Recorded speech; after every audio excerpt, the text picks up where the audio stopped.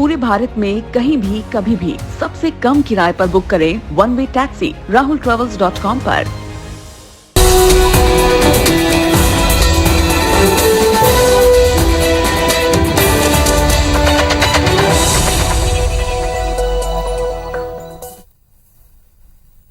नमस्कार, रात 10 बजे में आप सभी दर्शकों का बहुत स्वागत है। मैं हूं आपके साथ राहुल सौमित्र। विरोध प्रदर्शन के बीच पिटाई हो गई है। पिटाई उज्जैन में हुई है। असल में बजरंग दल के कार्यकर्ताओं की पुलिस से झड़प हो गई। एक्टर रणबीर कपूर के खिलाफ ये लोग प्रदर्शन कर रहे थे। रणबीर कपूर की आने वाली फिल्म ब्रह्मास्त्र है, उसी की प्रमोशन की वजह से वो जा रहे हैं। तो इस बीच बजरंग दल के कार्यकर्ताओं के बीच झड़प हुई है। काला झंडा दिखा रहे युवक की बेरहमी से पिटाई की गई है। बीफ खाने को लेकर ये विरोध जता रहे थे एक्टर का। महाकाल के दर्शन करने पहुंचे थे रणबीर कपूर और आलिया भट्ट। हिंदू संगठन के कार्यकर्ताओं ने हंगामा किया। हिंदू आस्थाओं को ठेस पहुंचाया है, ऐसा बजरंग दल के कार्यकर्ताओं का मानना है। रणबीर कपूर के खिलाफ ये प्रदर्शन हुआ और रणबीर कपूर इन दिनों अपनी फिल्म, उनकी अपकमिंग फिल्म ब्रह्मास्त्र है, उसे के प्रमोशन पे वो जगह जगह जा रहे हैं, राज्यों में जा रहे हैं। इसी समय वो उज्जैन में महाकाल के दर्शन करने के लिए पहुंचे थे। लेकिन ये कहने का बजरंग दल का कहना है कि बीफ खाए थे वो। इंद्रेश इस वक्त हमारे साथ फोन लाइन पर मौजूद है। इंद्रेश, किस बात को लेकर बजरंग दल के कार्यकर्ता उन्हें काले झंडे दिखा रहे थे, विरोध कर रहे थे रणबीर कपूर और आलिया भट्ट का? जी बिल्कुल, बताना चाहूंगा कि 11 साल पहले रणबीर कपूर ने गाय के मांस को लेकर एक बयान दिया था, जिसमें उन्होंने कहा था कि बीफ मुझे अच्छा लगता है, मुझे पसंद है और मैं इसे खाता हूं, और सभी से खाने की अपील की थी उन्होंने। बयान के विरोध में बजरंग दल के कार्यकर्ताओं ने ये प्रदर्शन किया। उनका यह कहना है कि गाय का मांस खाने वाले व्यक्ति को मंदिर में प्रवेश नहीं दिया जाना चाहिए और ऐसे व्यक्ति की फिल्म का बहिष्कार किया जाना चाहिए। इस बात को लेकर बजरंग दल के कार्यकर्ताओं द्वारा महाकाल मंदिर के तीनों गेटों पर प्रदर्शन किया गया। काले झंडे और तख्ती वगैरह दिखाए गए। इस दौरान इनकी पुलिस से झड़प हुई और पुलिस से झड़प के दौरान फिर पुलिस से अभद्रता के आरोप के चलते पुलिस ने बजरंग दल के कार्यकर्ता के साथ मारपीट नहीं हुई। पूरे मामले को लेकर पुलिस का यह कहना है कि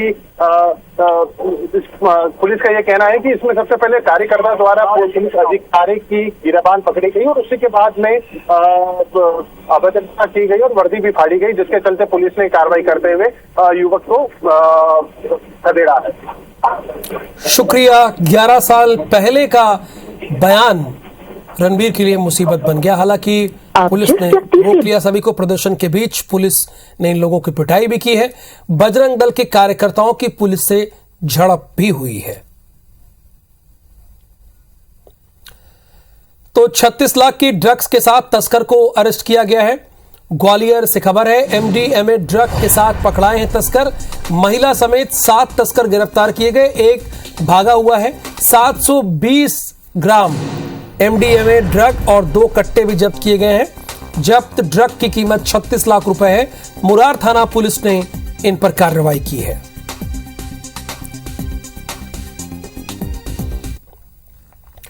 खबर रायपुर से है। निकट में 3 शव बरामद हो गए हैं, बहे शव।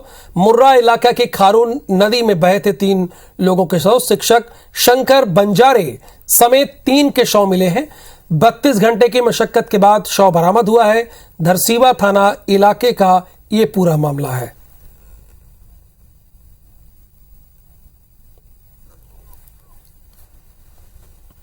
एनीगढ़ में 3 बहे शव बरामद हो गए हैं। मुर्रा इलाके के खारून नदी में बहे थे। शिक्षक शंकर बंजारे समेत 3 के शव मिले हैं। 32 घंटे की कड़ी मशक्कत के बाद शवों को बरामद किया है। धरसीवा थाना इलाके का यह मामला है।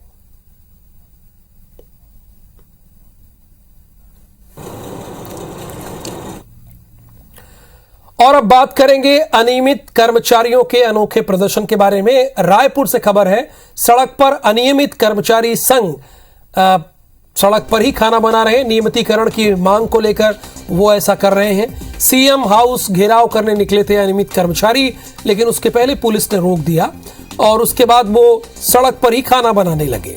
असल में ये चाहते हैं कि इन्हें नियमित किया जाए। अनियमित कर्मचारियों का यह प्रदर्शन है।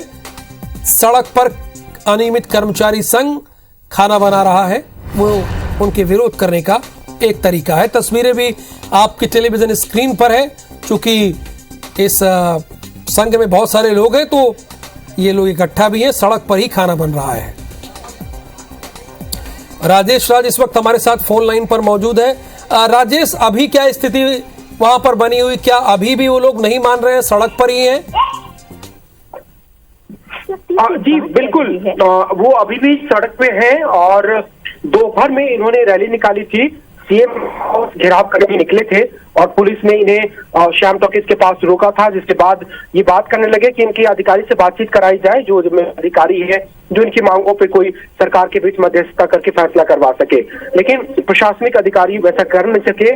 उसके बाद वो वहीं पे धरने पे बैठ गए और अभी भी वहीं पे धरने पे बैठे हुए हैं। जो तमाम आंदोलनकारी हैं उन्होंने धरना स्थल से अपने खाने पीने का सामान भी सड़क पे लेकर ही आ गए हैं और वहीं पे खाना बना रहे हैं। जिद पे अड़े हैं कि जब तक उनसे बात नहीं करा जाती मुख्यमंत्री के किसी अधिकारी से, तब तक वो अपनी मांगों को लेकर के हटेंगे नहीं। बता दें आपको कि ये पिछले 2 सितंबर से लगातार हड़ताल कर रहे हैं। सरकारी दफ्तरों में काम करने वाली ये अनियमित कर्मचारी है। 57 विभाग के ये तमाम कर्मचारी है जो अनियमित है, संविदा पे है, डेली वेजेस पे है।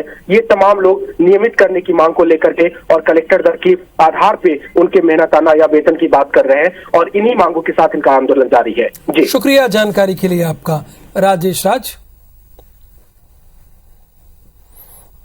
एमपी के किसानों के लिए गुड न्यूज है। समर्थन मूल्य पर मूंग उड़द की खरीदी सीमा को बढ़ा दिया गया है। 25 क्विंटल प्रति किसान से बढ़ाकर 40 क्विंटल किया गया है।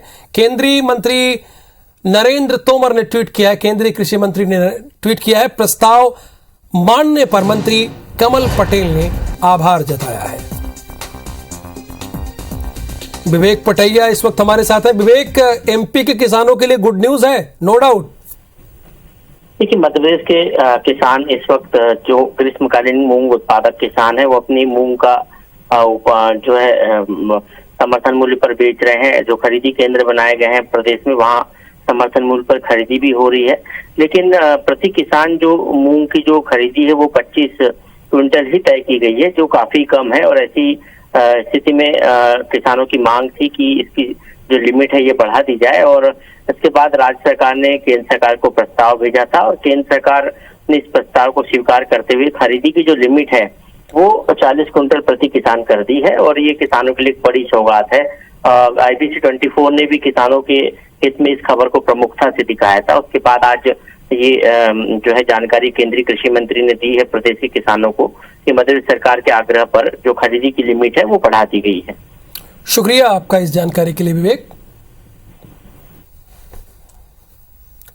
खबर छिंदवाड़ा से है। हरई ब्लॉक के कुंडली गांव में डायरिया का प्रकोप है। 2 लोगों की जान भी गई है। 40 ग्रामीण बीमार हैं। स्वास्थ्य विभाग की टीम मौके पर पहुंच रही है मदद करने के लिए। 2 की मौत हुई है, 40 से अधिक लोग बीमार बताए जा रहे हैं।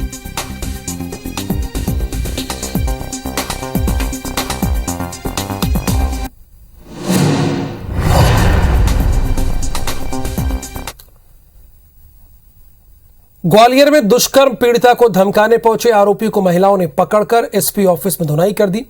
आरोपी ने 6 महीने पहले नशीली कोल्ड ड्रिंक पिलाकर विवाहिता से रेप किया था और अश्लील फोटो और वीडियो सोशल मीडिया पर वायरल कर दिए थे। लोगों के हाथों पिट रहे इस युवक पर विवाहिता से रेप का संगीन आरोप है, लेकिन अब तक आजाद घूम रहा था। मंगलवार को पीड़िता आरोपी की गिरफ्तारी की मांग को लेकर एसपी दफ्तर फरियाद करने पहुंची, जहां आरोपी राहुल शर्मा भी आ गया और उसे धमकाना शुरू कर दिया। इस दौरान लोगों ने राहुल को दौड़ा लिया, जिससे डरकर वो होटल के बेसमेंट में छिप गया। इसके बाद महिलाएं उसे पकड़कर पिटाई करते हुए एसपी ऑफिस तक लेकर पहुँची और पुलिस के हवाले किया। घर आती जाती थी तो राहुल शर्मा भी वहीं आता जाता था, तो इसने मेरे साथ नशे की चीज मिला के इसने जबरदस्ती गलत काम किया मेरे साथ और मुझे धमकी दे रहा बार-बार। ये राहुल शर्मा और वो रुखसार रायन, इन दोनों को ब्लैकमेल कर रहे थे। इनको अपने घर दोस्ती के हिसाब से बुलाती थी रुखसार रायन। पुलिस ने आरोपी को हिरासत में लेकर पूछताछ शुरू कर दी है। 2 महिलाएं आई थी जन सुनवाई में, वो कह रहे थे कुछ लड़के परेशान कर रहे हैं, जांच करेंगे। आरोपी ने 6 महीने पहले बर्थडे पार्टी में महिला को कोल्ड ड्रिंक में नशीला पदार्थ पिलाकर उसकी आबरू लूटी थी। सोशल मीडिया पर फोटो वीडियो डालकर उसे ब्लैकमेल भी कर रहा था। एमपी में पोषण आहार वितरण के टेक होम राशन में कांग्रेस ने बड़े घोटाले का आरोप लगाया है। कांग्रेस का आरोप है कि प्रदेश की निजी फर्मों ने जिन ट्रकों से पोषण आहार बांटना बताया है, सीएजी की जांच में ये बाइक, स्कूटर, कार और ऑटो के नंबर निकले हैं। कांग्रेस ने हाईकोर्ट के सिटिंग जज से जांच की मांग की है।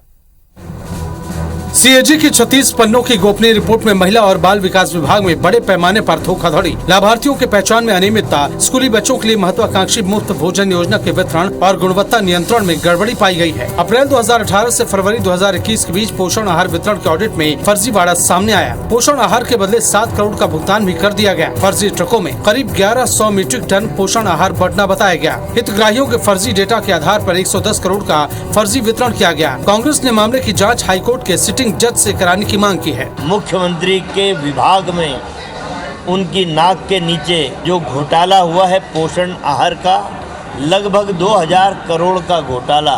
वहीं सरकार की दलील है कि सीएजी रिपोर्ट अंतिम नहीं बल्कि प्रक्रिया का हिस्सा है। वहीं मंत्री विश्वास सारंग ने पोषण आहार परिवहन में किसी भी गड़बड़ी से इनकार करते हुए इसे लिपिकीय गलती बताया है। सीएजी रिपोर्ट कोई भी होती है, उसकी राय होती है, वो अंतिम नहीं होती। पहली बात तो ये समझो, ये एक प्रक्रिया का हिस्सा है। उस टीएचआर में कहीं कोई जो प्रिस्क्राइब्ड उसका मानक है उसमें यदि कोई कमी थी तो उसकी जांच सरकार ने ही कराई थी, और जब उसकी क्वालिटी में कोई कमी पाई गई तो उसका 35 करोड़ रुपए का भुगतान रोका भी गया। कांग्रेस ने घोटाले का आरोप लगाकर भले ही सरकार को घेरने की कोशिश की है, लेकिन मंत्री सारंग ने पिछली कांग्रेस सरकार को ही कटघरे में खड़ा कर दिया।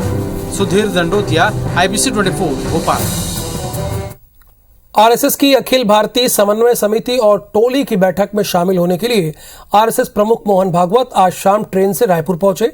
रेलवे स्टेशन से वे सीधे एयरपोर्ट के सामने स्थित जैनम मानस भवन गए, जहां पर आरएसएस कल से 3 दिन यहां पर बैठक करेगी। 12 सितंबर तक ये बैठक चलेगी। हमारे संवाददाता राजेश मिश्रा ने जैनम भवन से तैयारियों का जायजा लिया है। आरएसएस प्रमुख और सरसंचालक मोहन भागवत आज जो है रायपुर यहां पर पहुंच चुके हैं। रेलवे स्टेशन में पहुंचे। रेलवे स्टेशन में प्रांत प्रमुख, आरएसएस के प्रांत प्रमुख पूर्णेंदु सक्सेना और कुछ समसेवकों ने उनका स्वागत किया। कड़ी सुरक्षा व्यवस्था के बीच वो रेलवे स्टेशन से वो सीधे एयरपोर्ट के सामने स्थित जो मानस भवन है यहां पर वो पहुंचे हैं।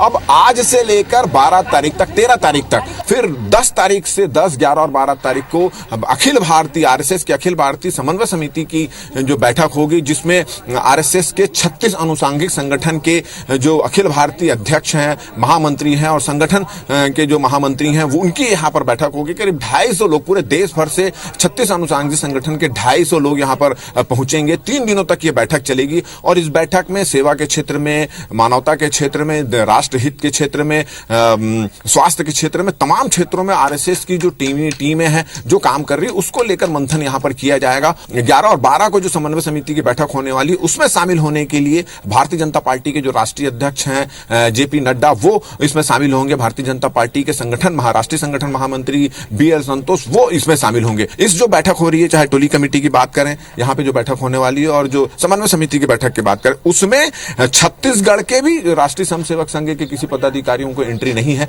केवल व्यवस्था का प्रभार उनको दिया गया है। ऐसा भी माना जा रहा है, ऐसी भी चर्चा है कि भारतीय जनता पार्टी के जो वरिष्ठ नेता है, जैसे भारतीय जनता पार्टी के राष्ट्रीय उपाध्यक्ष पूर्व मुख्यमंत्री रमन सिंह, प्रदेश अध्यक्ष अरुण साव और वरिष्ठ नेता हैं जो आरएसएस से भी जुड़े हुए हैं और भारतीय जनता पार्टी से भी जुड़े हैं, वो मोहन भागवत से मिलने यहां पर आ सकते हैं।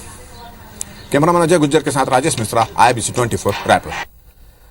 करीब 3 साल बाद सभी भोपाल नगर निगम परिषद की पहली मीटिंग भी हंगामे की भेंट चढ़ गई। हंगामे के बीच बहुमत से 21 जोन समितियों का प्रस्ताव पास कर दिया गया। MIC मीटिंग में लिए गए फैसलों को अमल में लाने पर भी चर्चा हुई। कांग्रेस के पार्षद बढ़ा हुआ टैक्स वापस करने और जल दर कम करने की मांग पर अड़े रहे। कांग्रेसी पार्षदों को हंगामा करते देख बीजेपी पार्षद भी मैदान में कूद पड़े। बड़ा भोपाल हो गया है। तो अभी तक जो 19 जोन थे, 19 की जगह अब उसको 21 जोन में परिवर्तित किया गया है और उसको जनता की सुविधा के लिए ही हम लोग जोन ज़्यादा बनाए गए हैं ताकि जनता को सुविधा मिल सके। महापौर जी द्वारा इस संबंध में जो घोषणा की गई कि रेबेट के जो दी जाती है, रियायत दी जाती संपत्ति कर और जलदर के लिए, वो उसकी तारीख बढ़ा करके 1 माह कर दी गई है। तो बाकी अन्य समय में जैसी जरूरत होगी वैसे विचार किया जाएगा अन्य प्रस्तावों पर। जितने भी टैक्सेस बढ़ा है वो सबको एजेंडा में शामिल कर लीजिए। सड़क के गड्ढे हैं, पानी, ये सब लाइट बिजली के, लेकिन इन्होंने शामिल नहीं किया और हमको आज ही इन्होंने एजेंडा की कॉपी दी। पन्ना जिला अस्पताल में कुछ दिन पहले डॉक्टर से हुई मारपीट के मामले ने तूल पकड़ लिया है। बस हादसे में कांग्रेस के नेता अरविंद सोनी की मौत के बाद परिजन ने जिला अस्पताल में जमकर हंगामा किया। वक्त पर इलाज नहीं मिलने का आरोप लगाते हुए परिजनों ने डॉक्टर से मारपीट भी की थी। इस घटना के बाद जिला अस्पताल के डॉक्टर और नर्स लामबंद हो गए और गाली गलौज और मारपीट करने वालों पर FIR दर्ज की मांग की। सोमवार को सभी डॉक्टर और पैरामेडिकल स्टाफ ने कोतवाली पहुंचकर मृतक के परिजन और उसके साथियों के खिलाफ केस दर्ज कराया। इसके बाद मृतक के परिजन भी थाने पहुंचे और CMHO, सिविल सर्जन समेत 3 डॉक्टर पर SC/ST एक्ट समेत अलग अलग धाराओं में मामला भी दर्ज कराया। अपने दोस्तों के साथ, सब लोगों के साथ यहाँ गुहार लगाने आया हूँ कि मुझे न्याय मिले और कुछ नहीं ऐसे लोगों को सजा मिले, बस मैं इसीलिए आया हूँ। हाँ, मैंने अपनी FIR की है। अस्पताल के जो 5 लगभग डॉक्टर हैं उनके खिलाफ ये मामला दर्ज हुआ है। SC/ST का प्रकरण है, मामले को दर्ज कर लिया गया है और इसमें अनुसंधान प्रारंभ हो गया। भिंड में जीवाजी यूनिवर्सिटी में खुलेआम हो रही नकल के मामले में कलेक्टर ने आगामी एग्जाम में परीक्षा केंद्र निरस्त करने और नकल में संलिप्त कॉलेज की मान्यता समाप्त करने का पत्र लिखा है। IBC 24 में खबर दिखाए जाने के बाद कलेक्टर ने 2 ऑफिसर्स को मौके पर भेजकर जांच कराई। जांच दल की रिपोर्ट के बाद इस पता चला और निर्देश दिया कि जीवाजी यूनिवर्सिटी में खुलेआम नकल हो रही है। और अब बिग न्यूज देख लेते हैं। मधुकुंज अगरबत्ती प्रेजेंट्स बिग न्यूज। अगरबत्ती हो तो मधुकुंज। मधुकुंज मधुकुंज मधुकुंज मधुकुंज।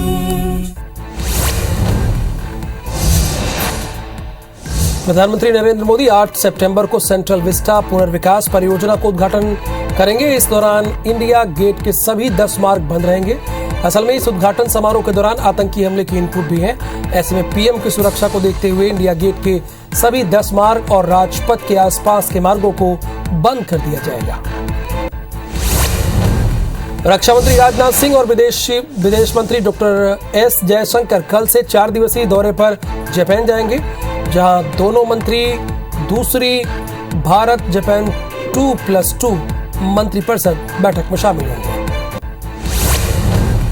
बांग्लादेश के प्रधानमंत्री शेख हसीना 4 दिवसीय दौरे पर भारत आ रही हैं। शेख हसीना के राष्ट्रपति भवन पहुंचने पर प्रधानमंत्री नरेंद्र मोदी ने उनकी अगवानी की। इसके बाद बांग्लादेश की प्रधानमंत्री शेख हसीना ने राजघाट पहुंचकर राष्ट्रपिता महात्मा गांधी को श्रद्धांजलि दी। बिहार की राजनीति में बीजेपी को झटका देने वाले नीतीश कुमार अब मिशन 2024 में जुट गए हैं। नीतीश कुमार विपक्ष को एकजुट करने के लिए दिल्ली के 3 दिन के दौरे पर हैं, जिसके तहत आज दिल्ली में वो विपक्ष के कई और बड़े नेताओं से मुलाकात की।